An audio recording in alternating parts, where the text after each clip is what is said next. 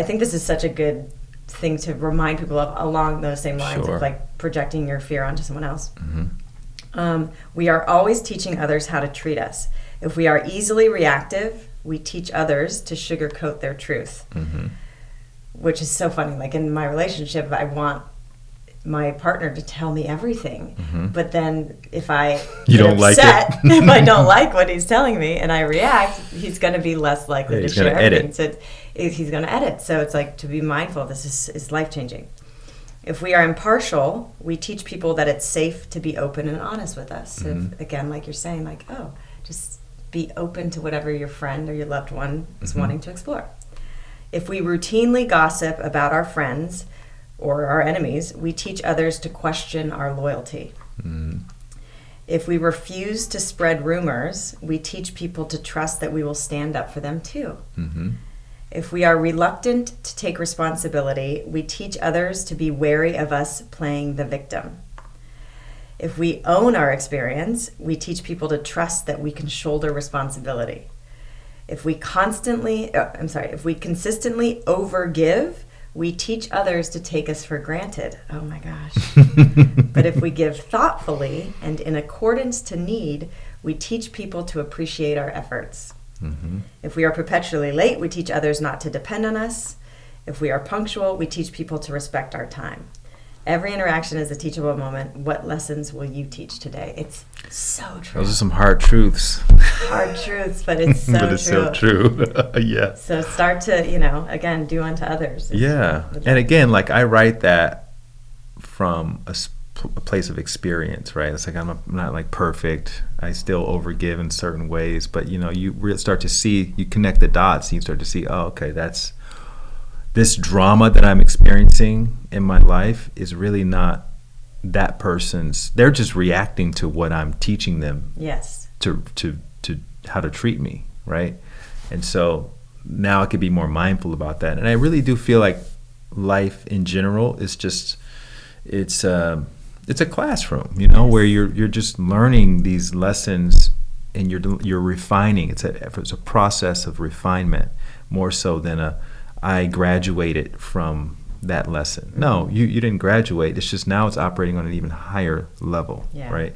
So it's something that we all need, and I need to read that often as much as anyone else. Exactly.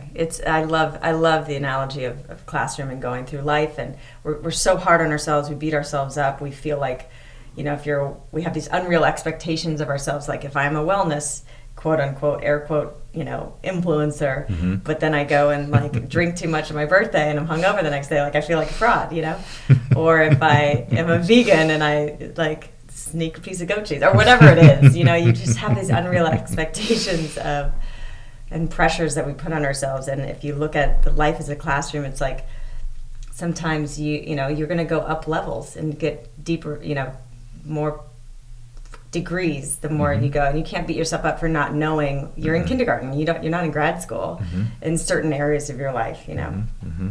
Anyways, and we both kind of wrote the same thing this New Year's Eve. You wrote that too? I posted the similar thing. I'm like, everybody is so excited that, especially this past year, like, 2020 sucked because of politics or COVID or whatever, and they were so excited for 2021. I'm like, but COVID, politics, it's all going to still be there on January 1st, Right. So it's all about just this growth, evolution process, and owning your lessons. own experience. Even if it's external, like owning that, like, okay, what am I doing to contribute to that, or what am I doing to help heal that? Because there's always something that we can do. Yes.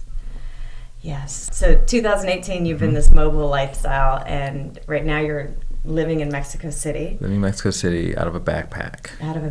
Like, what is your knowing telling you now? Like, what is your next step? What are you... What's interesting is it's become a lifestyle, to be perfectly honest with you. I'm always experimenting. I'm like a scientist with my own self. Like, let me see what it's like. Like, I've been drinking coffee for 3 years. I literally started drinking coffee when I was like 41 or something like that. I just started drinking coffee. right? I never drank coffee my entire life. Wow. And then I'm like, why am I drinking all this coffee? Like, what does it even do for me, right? So then I just cycled off of it recently in the last couple months and just having that experiment.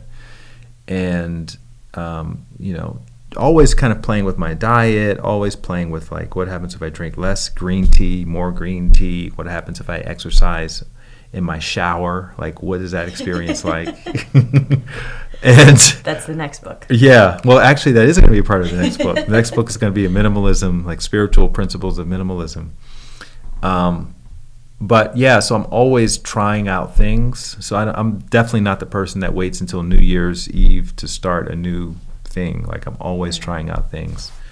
And so I'm kind of, just in the moment with the whole thing. I don't know what's going to happen next. I don't know what's going to happen beyond. My current apartment situation in Mexico City is until the end of this month, till May. And then I don't know what's going to happen after that. I may stay there longer. I may change it up. It really depends, too, on what's happening in the world. And I think that's one of the great things that came out of the pandemic, is that we all kind of were forced to live with more uncertainty, which is how the world is anyway. It's just that it's easier to mask if we're in more of our routine, but it's actually quite uncertain. And we also got to see that nobody's in charge. A lot of people want to think that they know what they're talking about, but then there's another side that'll expose that they really don't know what they're talking about.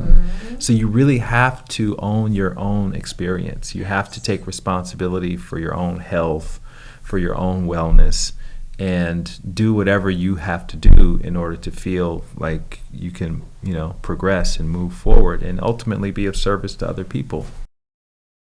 Thank you for listening to the Heal Podcast. Be sure to tune in for more empowering wisdom and inspiring healing stories. Oh, and make sure you hit the follow button on Apple, Spotify, or wherever you listen to podcasts so you don't miss that one episode that holds the answer you've been searching for. And if you feel inspired, we would love you to rate and review us so that we have the opportunity to reach more people. And of course, you can follow us on Instagram for some behind-the-scenes fun and more inspiration at @HealDocumentary and @Kelly Gores. Thank you so much, and be well.